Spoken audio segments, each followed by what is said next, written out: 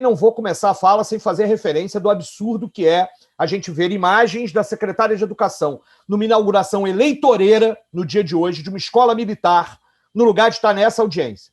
Como disse Guilherme, não há nada mais importante do que a alimentação das crianças, e é um absurdo que ela acha que é mais importante estar nessa inauguração eleitoreira, porque hoje é o último dia para inaugurar a obra em ano eleitoral, então é mais importante fazer uma festa sobre cadáveres do que estar aqui nessa audiência para ouvir o que as pessoas têm a dizer e tentar explicar de fato o que está acontecendo. É um absurdo. Primeiro, a gente já falou muito, a alimentação escolar é um elemento fundamental da segurança alimentar.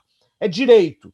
Eu tenho certeza que o desafio é enorme, são toneladas e toneladas, mas esse é o segundo município mais importante do país. Vocês são governo desse segundo município mais importante desse país. Tem que garantir merenda para 1.542 escolas, portanto é isso mesmo. São toneladas, são centenas de milhares. Essa é a obrigação de vocês como gestores públicos. Está sendo difícil? Está sendo, mas são 5 meses.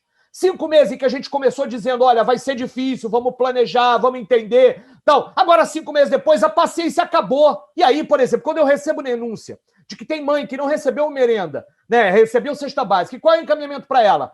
Liga aqui para esse telefone, que é o zap do prefeito. Aí você olha e tem, de fato, né, uma história que é um zap do gabinete do prefeito. Aí a mãe que liga para lá e recebe mensagem, aí ela está autorizada a ir lá na 6ª, 7ª, 8ª CRE para receber. Isso é método?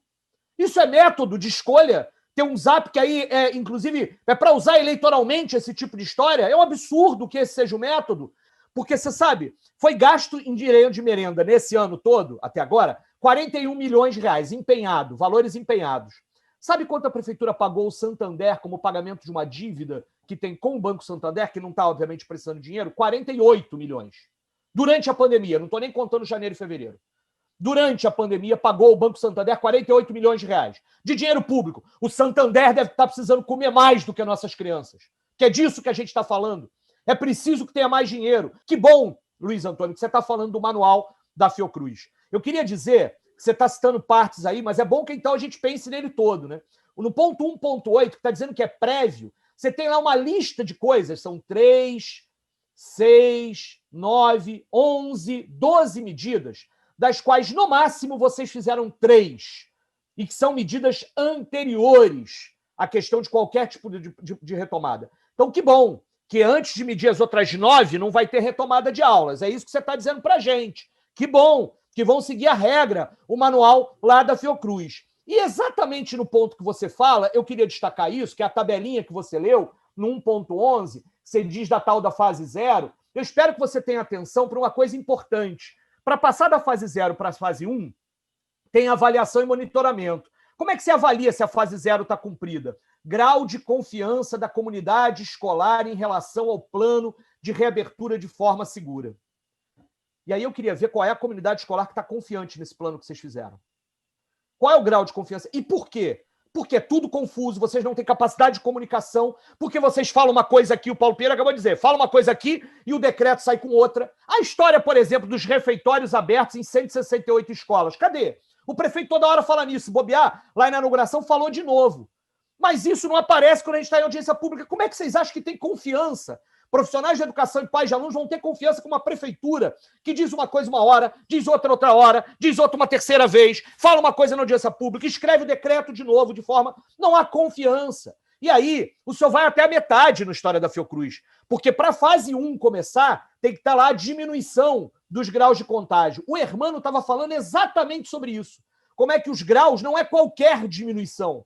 Não é qualquer diminuição, é uma diminuição com critérios muito bem definidos pela comunidade internacional e eles não estão atingidos. E aí, no lugar da prefeitura dizer isso, nós não vamos retomar as aulas enquanto o grau não for esse, o que o prefeito diz em tudo quanto é entrevista. Semana que vem os professores vão voltar à escola.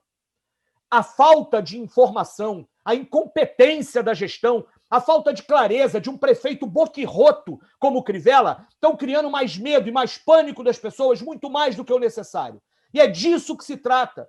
Essa é a questão do papel de uma gestão pública, que nesse momento possa dar segurança para as pessoas, tranquilidade para as pessoas que já estão tendo que enfrentar a morte nas suas famílias. Por exemplo, toda a estrutura para monitoramento e isolamento dos casos detectados depois que as escolas abrirem, não tem nada dito sobre como é que será feito. Nada. Portanto, não venham vocês a dizer que a gente está querendo chamar vocês de genocida à toa. A gente está dizendo que se o que parece que está acontecendo acontecer de fato, e ainda bem que até agora não aconteceu, foi a gente que resistiu, foi uma audiência pública nessa comissão, presidida pelo Célio Luparelli aqui, com todos os movimentos sociais, que impediu que as escolas estivessem abertas. Foi a justiça que impediu que as escolas particulares estivessem abertas, não vocês! Porque se dependesse de vocês, já tinha muito mais gente morta. Muito mais gente. E aí eu não estou falando dos servidores de carreira, eu estou falando do prefeito dessa cidade, desse incompetente boquirroto.